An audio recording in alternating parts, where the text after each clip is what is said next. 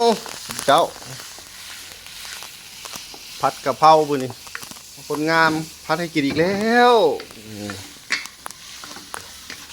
นี่ก็เป็นการปรุงเนาะเอาเพิ่นว่าสูตรแต่ละคนบ่คือกันเนาะเนี่ยใจเพิ่นว่าเพิ่นมั่วเพิ่นเอาเมื่อกี้ยายลงผงชูรสไปแล้วกับรสดี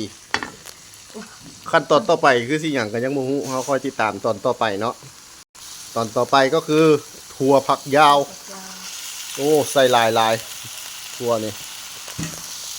เนี่ยคนพัดก็ได้งามเท่ๆได้คนที่สั่งเห็ดงามอุ้มเอ็น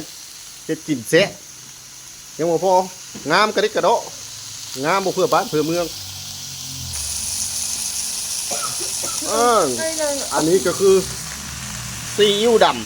ำจัดไปเนี่ยปอตุ๊กลึกแล้ว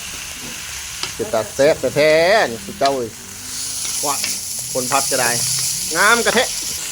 น้ำป่าอันนี้ก็คือน้ำป่าโอเคท่ายตัวหรือบ่ท่ายเพื่อท่ายไผ่ซะเนี่ยผู้โตตุ๊ตาแสบแท้หนอพัดกะเพราเป็นตาแสบแท้ผู้ใดผู้งามก็พัดกะแสบแท้หนอโอ้ยเนี่ยขั้นตอนนี้คือขั้นตอนใส่ใบกะเพรากะทินี่พริกอย่างกับหมูฮู้พริกลวกก็ว่าไปเนี่ยอ๋อตุ๊กลึกแล้วตาแสบแท้ถูกคนพัดจะเป็นตาแสบผัดกะเพราก็เป็นตาแสบจักอะไรเป็นตาหน้ากินกว่ากันติดตามชมอีกเดี๋ยวสุดเจ้านี่ถึงการขั้นตอนการชิมแล้วขอบคุณคนงามชิมมีความรู้สึกเป็นยังไงเจ้าตอบมาดิรู้สึกเป็นยังไงแซ่บหลายบอแซ่บหลายโอเคแซ่บหลายคือใส่รสดีอีกแล้วโอ้บ่ได้ไปดิบ่ค่อยบ่สบายอันมันชิมไม่รู้รสโอเคมันก็เลยงงนี่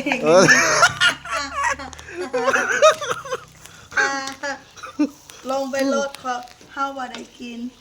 เฮาไม่ใช่คนกินเฮาลงไปเลยเนี่ยว่าคักได้ดูแต่เรื่องที่ไหนตัวเอ้ยโอ้ผัดกะเพราดิแต่แซ่บแต่แท้ชีแล้วเราบ่อยากกินข้าวเลยได้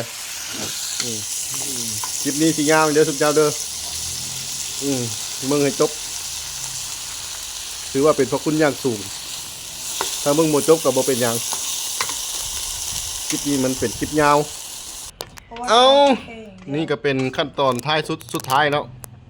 นี่ยั่วๆเลยผัดกะเพราสูตรขี่เมื่อข้าวปุ้นคนงามยังบ่พอเฮ็ดกินกับแซ่บโอเคขอจบคลิปบ๊ายบายท่านผู้ชมเนี่ย